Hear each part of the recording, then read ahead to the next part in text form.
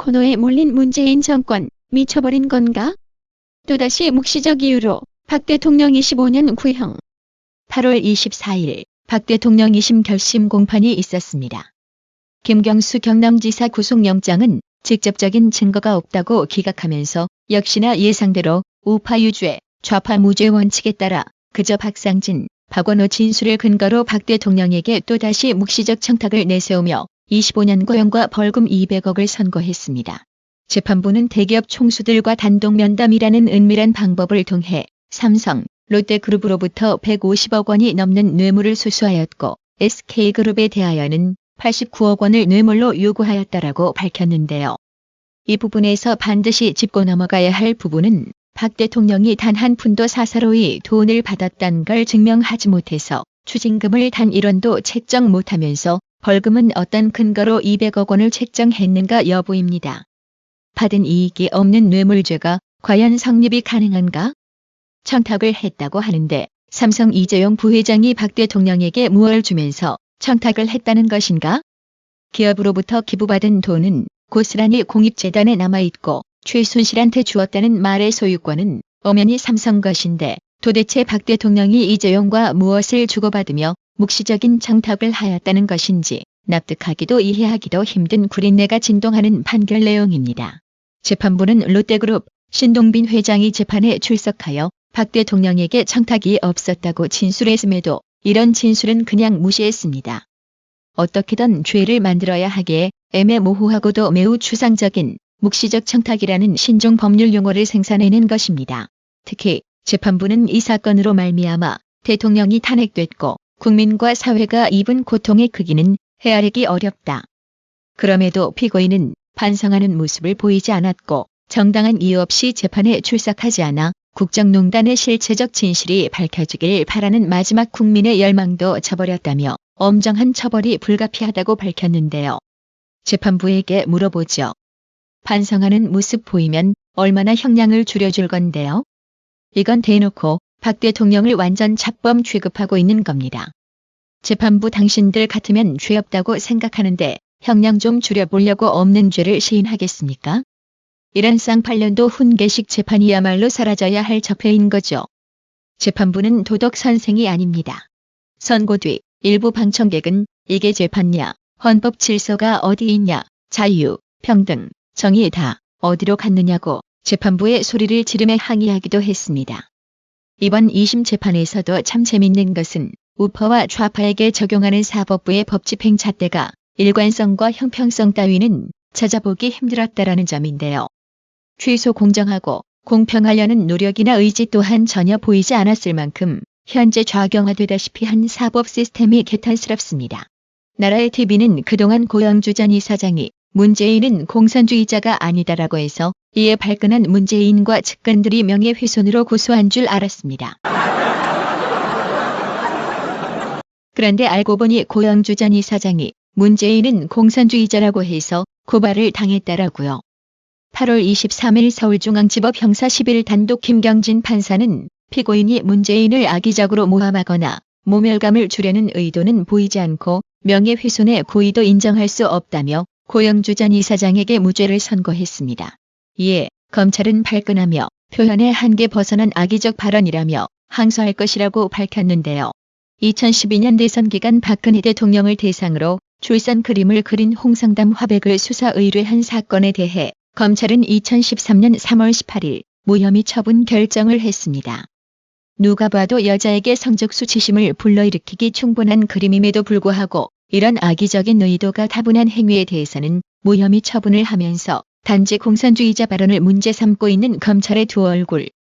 지금 대한민국 사법 시스템이 그냥 개막장, 개판이 된 게 아닙니다. 또한 드루킹 댓글 여론 조작에 대해 CCTV, 녹취록 등 물증 증거가 없다며 구속영장을 기각한 사법부. 김경수가 구속영장이 기각된 며칠 후 검찰은 MB 시절 댓글 조작에 연루된 혐의가 있는 전 경찰청 보안, 정보국장 등 4명에게 구속영장을 청구했습니다. 법 집행의 일관성이나 형평성 따위는 개무시하고 그냥 개막장 사법 시스템인 거죠. 참 웃기죠? 아주 웃기고 자빠진 코미디 같은 촌극은 특활비 쓴 검찰이 특활비 쓴 분을 수사하고 있는 작태인데요. 지난 정권 특활비를 문제 삼으면서도 자기들이 현재 사용하는 특활비에 대해서는 청와대를 포함하여 정부 각 부처마다 국가기밀이라며 공개를 거부하고 자빠졌습니다. 이에 박대출 의원이 한마디 했습니다. 우리 내각에서 기재부 차관도 그렇고 장관도 그렇고요. 지금 이 특활비 문제를 지금 우리 예결에서 제기하는 그 취지를 지금 아직도 이해를 못 하시는 것 같습니다. 지금 특활비가 지금 어떤 지금 문제를 일으키고 있고 이 정부의 특활비 문제가 지금 전직 대통령까지 연루돼서 재판을 받고 있고 여러 사람이 구속되어 있고 문제는 국가 예산을 관행이라는 이름으로 부처나 공직자가 쌈짓돈처럼 마음대로 쓰고 있는 이 그동안의 관행에 대해서 불법이라는 이 정부가 단죄를 내리지 않았습니까? 그래서 지금 국회도 그 예외가 되지 않고 있고 국회까지 특활비를 폐지를 했고 그런데 그 내역을 상세히 파악을 해서 국민들이 한 줌의 의혹도 가질 수 없게 투명하게 집행할 수 있는 그 길을 찾아보자. 그런 취지에서 이 특활비 내역 공개를 요구를 하는 것입니다. 국가기밀이라는 그 속에 숨어서 불법을 용인하려는 그 태도는 용납할 수가 없기 때문에 국가기밀은 기밀대로 다루고 기밀이 아닌 부분은 명확하게 이번에 특활비에 대한 모든 문제는 이번 국회에서 정리를 하고 넘어가야 된다. 이런 취지에서 지금 그 특활비 문제를 지금 제기하는 것이기 때문에 더 이상 그 이의를 달지 마시고 이 시대적 흐름에 거역하는 그런 행위를 하시지 말기를 바랍니다. 문재인 좌파 정권이 드디어 미쳐가나 봅니다. 유엔 안보리 대북 제재에 동참하기로 서명해놓고 유엔이 금지 품목으로 정한 북괴 유류 반출 문제를 제기하자 고작 한다는 소리가 주권 문제라고 황당무계한 답변을 내놓았는데요. 그동안 사드 문제로 갖은 내정 간섭과 경제 보복을 취하던 중국에게는 한마디 입도 열지 못하고 오히려 외교장관이 산불 외교 약속이나 처하며 굴욕적인 모습을 보이던 태도와는 완전 딴판입니다. 우리 정부는 북한 땅 개성에 남북 공동연락사무소 개설 준비를 거의 마쳤습니다. 그런데 이 과정에 석유와 경유를 북한에 보낸 사실이 뒤늦게 알려졌죠. 모두 유엔이 금지한 물품입니다. 청와대는 우리 주권이 걸리는 일이라면서 별일 아니라고 반응했습니다. 이민찬 기자입니다. 관세청 수출입 무역 통계 사이트입니다.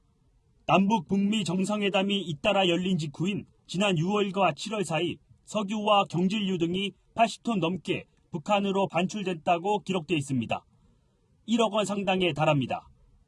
5억 5천만 원 상당의 발전기도 북한에 보내졌습니다. 남북 연락사무소 개소 준비를 위한 전력 공급을 위해 사용된 겁니다.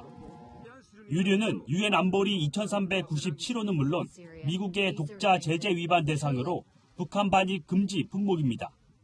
좋은 목표이기 때문에 규정 좀 위반하고 제재 좀 위반해도 좋다라고 혹시 장관 생각하고 계신 게 아닌지.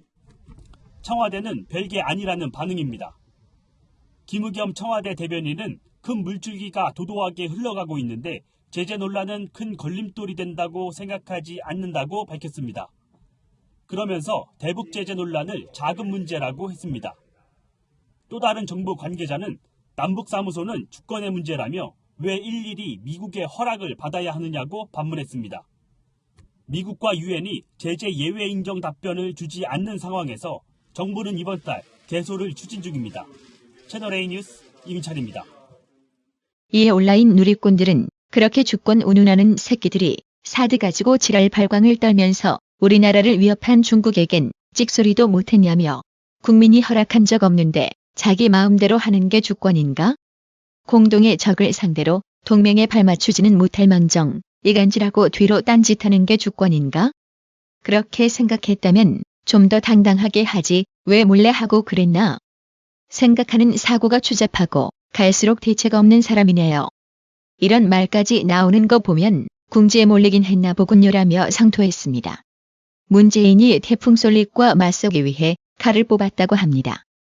그것도 자기는 살겠다고 지하 벙커에서 국가적 비상대비 태세를 점검한다고 합니다. 경제가 폭망해서 국민들이 곡소리 내는데도 비상회의 한 번 안 하더니 바람 좀 세게 분다고 벙커에서 회의한다고 지랄. 앞으로 나라의 TV는 온라인 네티즌들의 목소리 가운데 민심을 반영해 알차게 소개하겠습니다. 어라, 문재인 좌파 정권이 북괴에 석유만 보낸 게 아니네요. 8월 24일 국회 외교통일위원회 자유한국당 정양석 의원실이 관세청 등 관계기관을 통해 입수한 자료에 따르면 문재인 좌파 정권은 6월과 7월 사이 총 115톤 10억 원 상당 가량의 철강, 구리, 니켈, 보일러 등을 북한에 반출했다고 합니다. 이는 앞서 문재인 좌파 정권이 북한에 반입한 것으로 알려진 1억 300만 원 상당의 석유와 경유 80톤과는 별개의 물품이라고 합니다. 한국이 유엔과 미국의 제재 대상국이 될 가능성이 멀지 않았네요. 이순희님, 한상원님, 하준광님, 유석환님, 구독료 후원 진심으로 감사드립니다. 나라의 TV는 보다 더 양질의 컨텐츠를 생산하기 위해 자발적 구독료를 후원 형식으로 받고 있으니 많은 성원 부탁드립니다. 시청해주셔서 감사합니다. 구독은 꼭 눌러주세요.